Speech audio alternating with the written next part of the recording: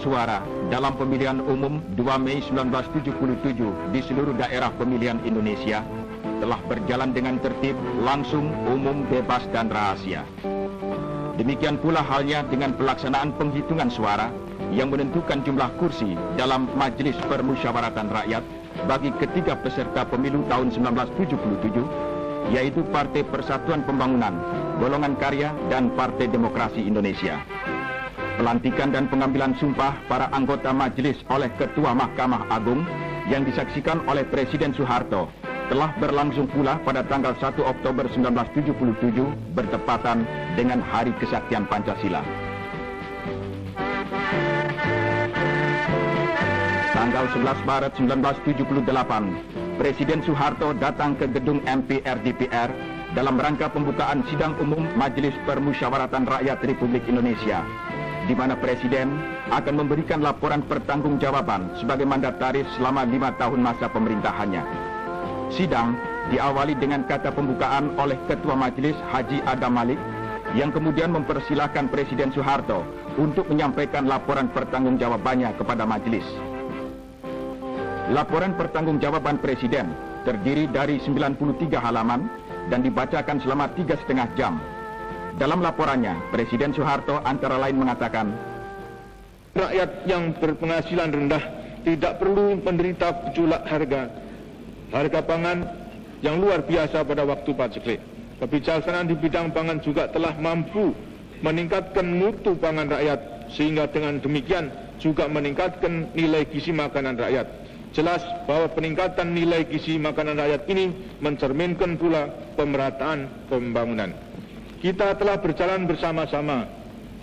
Kita makin banyak melihat dan kita makin kaya dengan pengalaman, dengan segala harapan dan kekecewaan kita, dengan segala kegembiraan dan kesedihan kita, dengan segala kesegaran dan keletihan kita, dengan segala ketetapan hati dan kebulatan tekad kita, dengan segala keberhasilan dan ketidakkeberhasilan kita.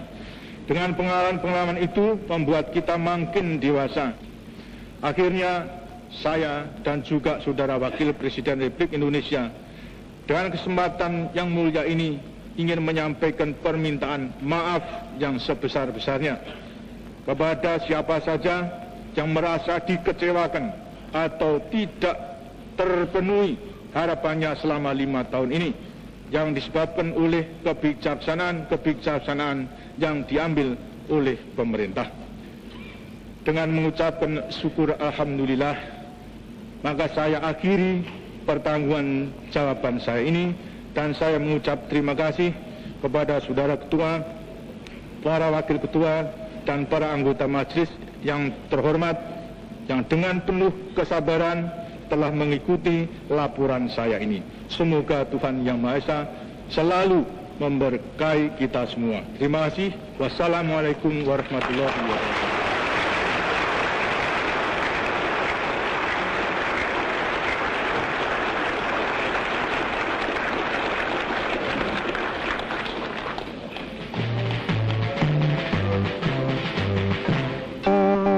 Rapat-rapat paripurna, majelis juga mengadakan sidang-sidang fraksi.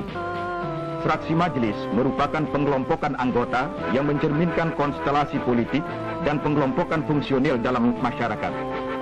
Fraksi-fraksi ini terdiri dari fraksi ABRI, fraksi Karya Pembangunan, fraksi Partai Demokrasi Indonesia, fraksi Persatuan Pembangunan, dan fraksi Utusan Daerah.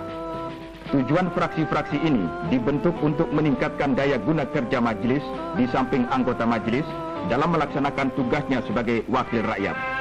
Dengan demikian, maka tiap anggota diwajibkan tergabung dalam salah satu fraksi yang ada dalam majelis, sehingga semua pendapat yang disampaikan dan bisa diterima oleh majelis bukanlah pendapat perseorangan, melainkan pendapat fraksi atau golongan. Majelis juga membentuk sidang-sidang komisi yang bertugas memusyawarahkan dan mengambil putusan mengenai soal-soal yang telah menjadi acara sidang.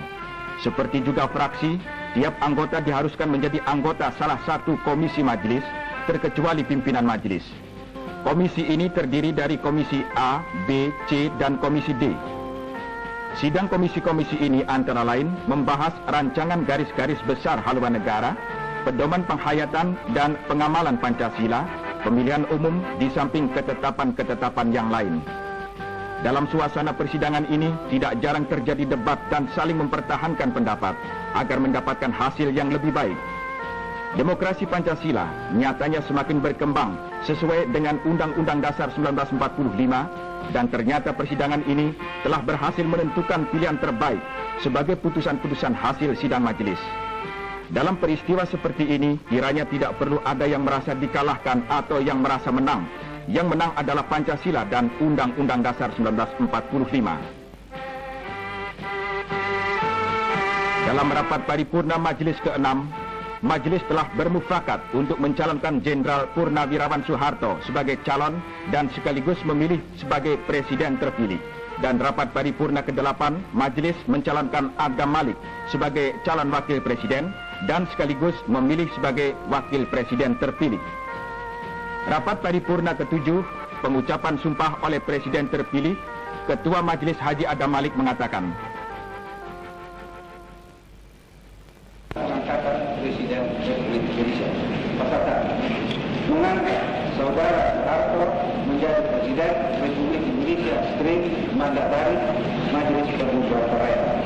Pasal 2. Masa jabatan Presiden string mandatari yang dimaksud dalam pasal 1 ketetapan ini adalah terhitung sejak diucapkannya sumpah atau janji yang di hadapan rapat paripurna Majelis Permusyawaratan Rakyat.